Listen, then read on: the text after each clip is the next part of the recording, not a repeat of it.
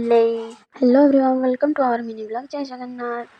सकाल उठ ब्रश कर सारा सकाल खाइबा खाई देखिली गोटे बिलेटे पास कि राग देन पार को खाइबा को दे सारा सहित लगेली ओ कि सुंदर पारा होती भाई। तापर मुझे पड़ेली शाग आने कारण डाली सहित शाग भजा कर खाइबार मजा। ये वर्षा देखिक मु पूरा डरी जाइए भाई कि वर्षा होची। तापर मु भाविली छात उपरको पड़ेबा तो चलते छात उपरको जावा। तो मु छात उपर गली आ मोर छोट छोट फूल गछ मान टे देखईदेली। देखो मोर फूल गछ के सुंदर होती बहुत सुंदर होती गोलाप गछ नाली गोलाप एंड पिंक गोलाप भी अच्छे। तापर मुझे व्यू देखे सारापर देखु कि वर्षा हो भाई।